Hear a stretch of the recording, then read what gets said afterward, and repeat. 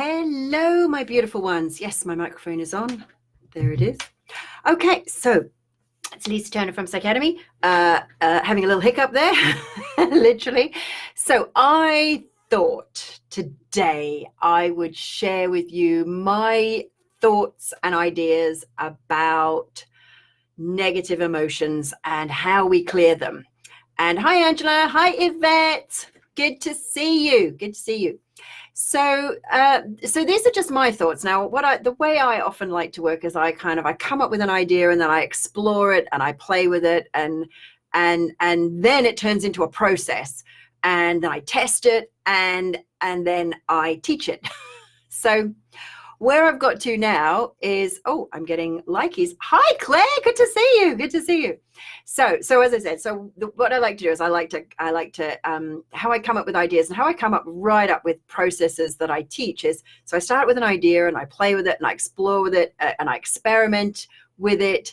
And then I kind of turn it into a process and then I experiment with that and practice on guinea pigs or people, as we sometimes call them, willing people who are good. They give me really great feedback. And then what we do is we teach it. So years and years and years ago, I came up with a process for releasing negative emotions, 20 years ago, 15 years ago, something. And now where I'm coming from is I called that higher self therapy. And the way that, and what I've done is I've actually developed a process that is so different. So I wanted to share with you. And I've just come back from a retreat, from our spiritual practitioner retreat, which where we teach the karmic alignment process and we initiate people into their spirit guide. So that's where I go up to the astral plane and I create a guide of pure source for them, and that's installed in their higher self so that they have access to it at any time. And that's what helps us do this kind of work. So what I've I see Claire and Yvette chatting away there. Good for you guys. These are my two spiritual practitioners. Yay! Welcome. And Angela's here. She's nearly a graduate, like 2 inches off graduate, or 2 centimeters off graduation. So I wanted to share my thoughts with you about negative emotions in general, because this will explain the process. It won't tell you how to do it, and you won't be able to do it from this, but I thought this would give you some new ways of thinking about negative emotions that might be more empowering for us all. So first of all, what if there is no emotion, like no negative emotion? What if there is only one emotion, and we might call that love? We might call it source. We might call it pure energy. I don't know what you call it, but it's just, that pure joyful bliss. And the idea is that it would flow throughout our neurology without restriction, without hindrance. But what happens is we have an experience, and that causes a little boundary in the neurology. And as a result, so love, we'll call it love for now. I don't know what you call it. Love, source, infinite energy. Love tries to flow along, and ideally it would just flow along and then we'd feel lovely. But what happens is it flows along, and then it hits this boundary, and then it bounces back. Or it kind of blocks up in a channel, and that just gets more and more congested. And then on the other side, we've got like a lack, like a void, because love wants to flow infinitely, but it can't because there's this boundary in the way. This hand's a boundary, right? So what if there's only love and resistance to love? And what we actually feel is that resistance to love. So if we often, and then we give it a label. So let's explore one of those labels. So I'm loving all these likes and little hearts floating up. Beautiful. So yeah, if you like this, click the lovey button. Click the lovey button to let me know. The Facebook algorithm doesn't recognize likes anymore. How cool is that? Or not cool is that? I don't know. By the way, if you also think anyone would benefit from this, please do share this. So share this amongst your community. I just like to share my teachings and my thoughts and ideas. So cool. And if you have any questions, pop them in the box there and I'll be happy to answer them. Okay, I'm getting all sorts of stuff here. Loves, and I got a grumpy one. You're just doing anger, sadness. Please don't do anger, because that will suppress it in the algorithm. Please don't do that. Just tell me what you don't like and then I'll answer it as a question. But I'm guessing someone just pushed that as a joke. So there's love and there's resistance to love. And so when we experience, say, anger, like the little angry sign there on the Facebook algorithm. So when we experience anger, what we're actually experiencing is resistance to love, but we label it. It's the experience we have when somebody gives us something that's not loving, or actually often, I don't know about you, but I find myself getting, so it's like, it's so frustrated when we want to give love or we want to get something, or and it doesn't feel like that can happen. It doesn't feel like that's happening. So anger is the feeling we feel when we want to do something or give something or get something and we're getting something else. So, you know, when somebody shouts at us or accuses us of doing something that we didn't do, we might get angry back at them, you know, and like the whole road rage thing. I always do. I just assume they're saying that they love me in an interesting way. And I say, I love them too. I love you too. I have this really interesting belief that everybody loves me. They just don't always know it yet consciously. And sometimes they behave in ways that don't seem loving, but that's okay. They just don't know they love me yet. Imagine if we all thought that. Anyway, so anger is the feeling we feel when we feel we've been given something that's not love. Then, so anger, and then, so the next one might be sadness. Now, sadness is the feeling that we feel when we feel that something we love has gone, whether it's a time in our life, whether it was an experience that's now past, and often people feel sad about the past, or maybe it's about, losing someone you love. So, you know, just I think it was about nearly 2 months ago now, 7 weeks ago, something like that. Maybe it's longer. No, gosh, I don't even know. Anyway, a couple of months ago, my mum died. And yeah, we were all really sad, but it's like there was this place of joy as well. I'm going to come on to grief in a minute because actually that's something different. Anyway, so sadness is the feeling we feel when we've lost something we love. And it's the resistance to love. Now, one of the things I found is because I use my higher self therapy process, by the way, I'm renaming it, and I don't know what the name is yet. So removing resistance to love process, love amplifier, whatever, love flower, we'll call it the love flower for now. So when I was using that, and then all of the sadness I felt about my mum's death, all I felt was, I just felt love. I'm like, yeah, I still miss her, but there's just love. And people often think, you know, a bit like they just can't believe that I feel so okay about it. Anyway, so so sadness is the feeling we feel when we feel that we've lost something we love. So there's anger, sadness, fear, hurt, and guilt. So let's do fear. So fear is the feeling we feel when we think we are going to lose something we love. So it's kind of like out in the future, like, oh, I might lose something. I might lose love. I might have some, you know, it's the feeling we feel when we feel we might lose love. Resistance to love. Hurt is an interesting one. This is when somebody gives us something that's not loving, but also, have you ever had, like, I don't know about you, but I find some of the most hurtful experiences is when I've tried to do something loving, or I've done something that I thought was loving, and then someone's thrown it back at me. And it's like, whoa, what'd I do wrong? So, so hurt is the feeling you feel when you try and give love and it's bounced back. Then guilt is another one. Guilt is the feeling we feel when we think we didn't love enough, or we did something that wasn't loving enough. So all of those are resistance to love. Now, and by the way, grief, I think that grief is often an interesting one, because I think grief is not just pure sadness. Grief is a combination often of guilt and love. Because, guilt and sadness. So sadness, yeah, you've lost someone you love, but guilt that maybe I didn't love them enough when they were here. And that's why one of the reasons I knew my mum was dying, and she had terminal cancer. She had it for 3 years. We had plenty of time to really, really share our love for each other, express our love, and do what I call getting complete. Like I felt that there was nothing I wanted to say that I didn't say. And I actually spoke to my mum maybe 48 hours before she passed. Middle of my night on a really expensive mobile phone call to a mobile phone in Australia. It was hundreds of pounds, but really well spent. My brother held the phone up to her and to her ear, and I just kept telling her how much I loved her and how grateful I was that she'd been my mum. And even as I think about it now, it's like the emotion I feel, it's still happy emotion. Like it's happy sadness. It's just joy. Like it's just joy that I had that experience with my mum, and I had the most amazing mum.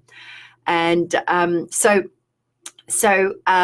grief is often it's often the combination of guilt that I didn't love enough, or I didn't say what I wanted to say, and sadness.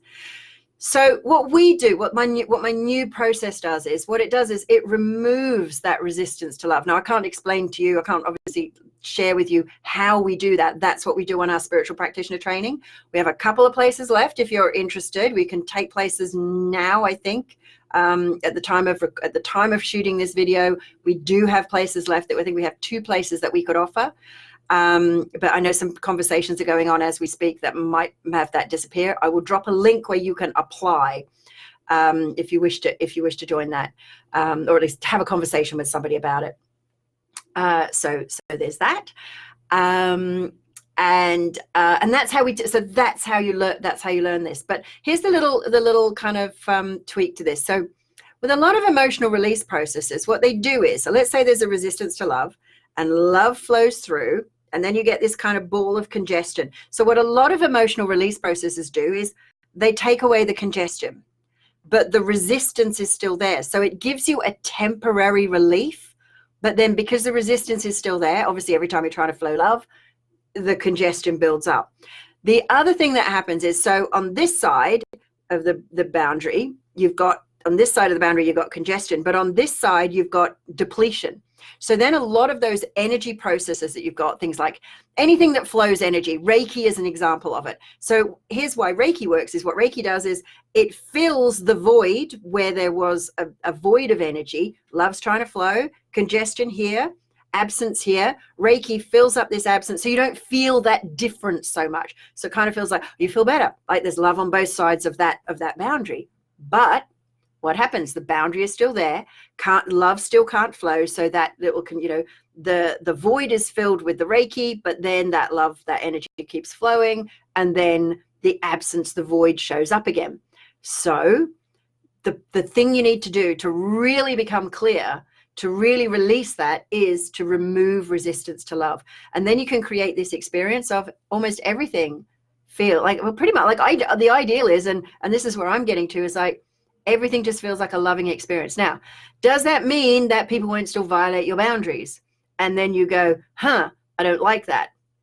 But it's a different feeling, because there's a very different feeling from like there's the idea of being triggered by an event in the past. What that does is that brings into your awareness that resistance to love, and you go, and that hits the trigger, and then that's what you feel. But if there's no resistance to love, so like somebody might still do something and you might go, come on, I don't really like being slapped in the face with a fish, so just cut it out. And then you're okay about saying, don't do that. You can enforce your boundaries and the world is saved. So Jody, so Jody says same with her mum. She felt complete. Yeah, you get that. You get this. I've got the hiccups. I really apologize. I try not to hiccup on videos as a rule. I drank a big glub of water. I did some channeling this afternoon. I have my channeling crystals and invoking crystals. So I was invoking, and now I've got the hiccups. I don't normally get the hiccups, but I think it's the water. I just quaffed a whole glub of water. Okay, at least it wasn't gin, right? It really wasn't gin. I don't actually drink alcohol. So I hope this has kind of explained like how we can start thinking about releasing the resistance to love. And what we do is in Psycademy, in the spiritual practitioner program, not only do we show you how to find where those boundaries are, because that's like half the challenge, if you like, and half the fun is actually finding where those boundaries are. And there'll be a form of limiting belief, negative emotions, like where those patterns are. And then you change your complete at finding them and then releasing them by just removing that boundary. And you don't remove it, by the way, by thinking happy thoughts. Thinking happy thoughts, actually what it does is it bypasses the boundary, but you've still got it there. And it actually just distracts you from the boundary, but the boundary's still there. And so we could do a whole explanation of all of the processes and why they seem to work, but only a bit. Like if you've had that experience of like, you've done a whole bunch of healing and it seems to work, but only a little bit, and then it comes back. That's because you haven't found the true boundary and then released it. So I hope that's explained some stuff. One of the other things is, when we do our emotional release process, one of the things often people say is like, what do I need to fill it up with? I've taken away this negative emotion. What do I need to fill it up with? You don't need to fill it up with anything, because there was never a void to begin with. The void that you experienced was only caused by that boundary. So as soon as the love flows, it fills itself up. How cool is that? It's a very powerful process. So I will drop the link to the application form. We have 2 places at the time of recording. And yeah, it's a very popular course, this one. Very, very powerful, hugely powerful transformational course, spiritual practitioner training. And yeah, so I hope that's kind of explained a little bit more about removing resistance to love. And I think that's way more empowering than remove just the idea of releasing negative emotions. We actually remove the resistance to love. Cool. All righty. If you have any questions, let me know. Happy to answer them. Oh, we got more questions flowing down. Oh, so Jojo says, it's really interesting. I agree. Cool. Love will just flow. It does. How do I see the chat bit? I have no idea. It's where you're typing right now. That's the chat bit. I will drop that application form in right now so that you can come and go and apply to our spiritual practitioner training. If it's for you, if it's not for you, I will still love you because I want you to feel love. And if being on the course has you feel love, great. If being on the course, if not being on the course has you feel love, great. I don't care. I still love you. Everyone loves me, right? They just don't always know it. So till next time, my darlings. Oh my goodness, even more questions. Claire says, yes. Yvette says, love this. Thank you, Yvette. And Claire, you are going to learn this next December. It is December 2020. You're going to love the karmic alignment process. So incredibly powerful. It's just beautiful. All righty. I am, and I say this with no modesty whatsoever. I totally brag about it because it works. I will, however, not brag about my abilities at step aerobics. What I like to say is I do the advanced choreography. That's why it's different to everyone else, which is my way of explaining why I have no idea what I'm doing in step aerobics. I love it, but it's mad. When I'm supposed to be up, I'm down. But you know what? I don't care because everyone in the class loves me anyway. They just stay out of my way because they don't want to get hurt, which is fair. That's fair. I've got my own little corner for step aerobics. But when it comes to what I am good at, and this is where I want you to be, what are you good at? Share that. What are you good at? What are you good at? What would you do even more of if you didn't feel resistance to love? If you weren't afraid of doing it? If you didn't feel guilty because you thought maybe you should be doing something else? If you didn't feel sad about leaving where you are now? What would you do if you weren't afraid? Because that's just resistance to love. What would you love to do? Let me know. I'd love to know. I'd love to know. So till next time, I will see you then, and lots of love. Bye for now, my darlings. Oh, Yvette said, can you send me the link to the SSM tonight? Oh, darling, contact support at psycademy.co.uk. I don't even know what the link is myself. Why would I know? I don't do that. Support at psycademy.co.uk. That's where you go find that, my love. All righty. I will talk to you soon. Bye.